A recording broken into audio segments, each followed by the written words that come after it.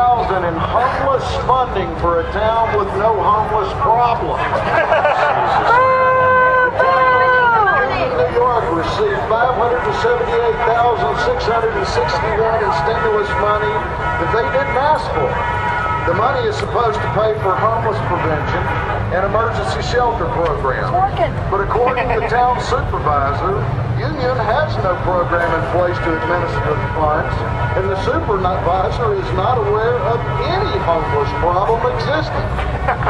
When asked about the grant, an official with a HUD or HUD stated, "We hope and encourage these new grants to develop creative strategies for the funding."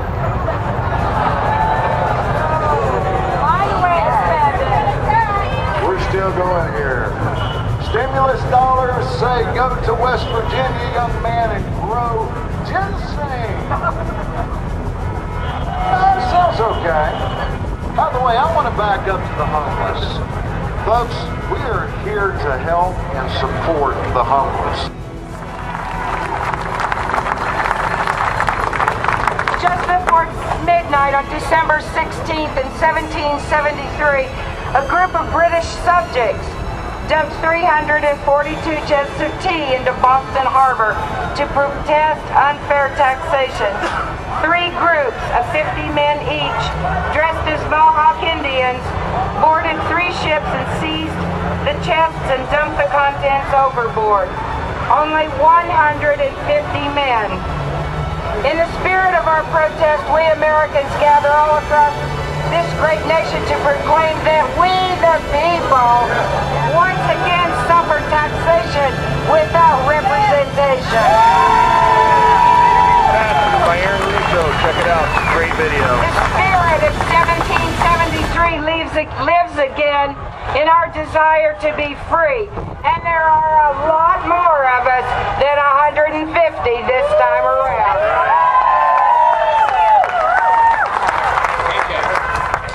Our laws are trampled upon by our elected representatives. The Constitution is being called irrelevant. Say they serve at our pleasure, but want to replace it with a flexible constitution? Do you want a flexible constitution? No. Should we instead be returning to the standards and core principles that our forefathers set down for us in the Constitution? Should we meekly accept a government that punishes us unfairly through exorbitant taxes and tramples on our beloved Constitution? We the people. That's right. 3 words that have changed the world. America has shown the entire world that free citizens can be led by a government that is of the people, by the people, and for the people.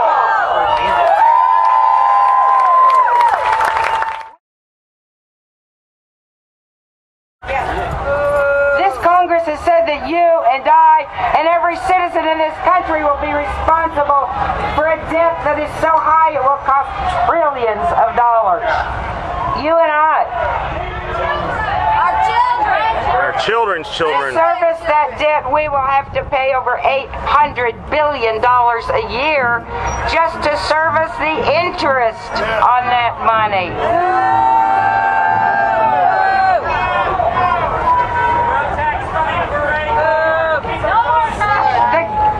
The bad part about paying all that interest, ladies and gentlemen, is most of your money will be going to pay debt that we have incurred from foreign countries.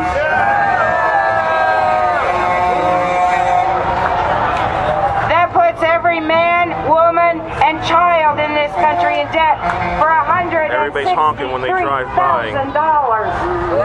Show their support. Ladies and gentlemen, they've just maxed tired out all of being your walked credit on by our cards, government. mortgaged your home, your future, your children's so future, far beyond and that of taxes. many generations to come. Did they ask you if that was acceptable?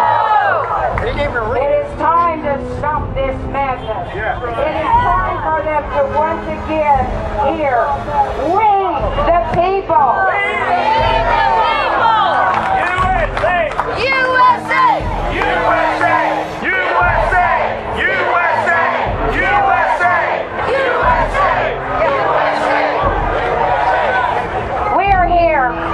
Symbolically recreate the night that good citizens came together to represent a new land populated by a new breed of people who would break the ties that bound them to a thing right there. And call themselves Americans. It is time for us to take back our country.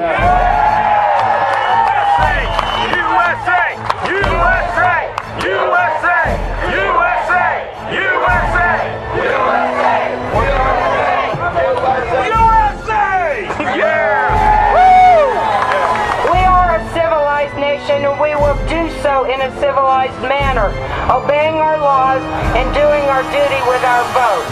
We can begin that process now. We must identify those that do represent us and elect them to office next year. The ones in office now are hurting us badly, but we still have time to stop a lot of the spending and to repeal those extreme measures we can ill afford and do not want. We can demand a return to constitutional law. We have the right to demand that our lawmakers are lawful citizens and not tax cheats. I'm looking out at these signs like God says 10% is enough. Why isn't that enough for our government? I'll keep my guns, freedom, and money. You keep the change. Give me liberty, not debt. Stop socialism now. Less taxes. We're taxed enough already. Of the people, by the people, for the people. Obama's change we don't need. Wake up, America. We're going to send a message to Congress. We have a huge scroll that we would like you to sign. We'd like to have 2,500 to 3,000 signatures by the end of this day. We know that we will have people here at 4 and 5 o'clock. We appreciate those of you who took time off from your jobs to be here. This is the message.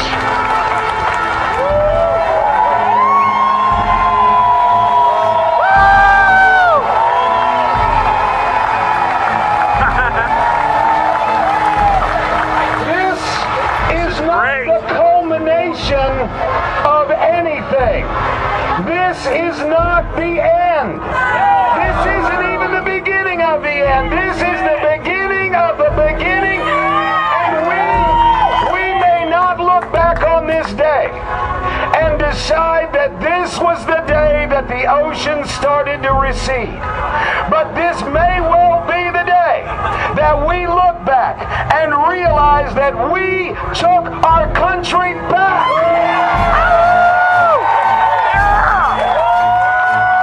I have got to shout out some love for the guy who's been holding the speaker. TJ Hart, ladies and gentlemen. All right. Now, back in the old days, they didn't have a lot to do. So they wrote real long sentences. And we've got several of those for you to drink in. When, in the course of human events, it becomes necessary for like-minded, patriotic Americans to rally as one against the powers that threaten to alter, diminish, and destroy this country we love.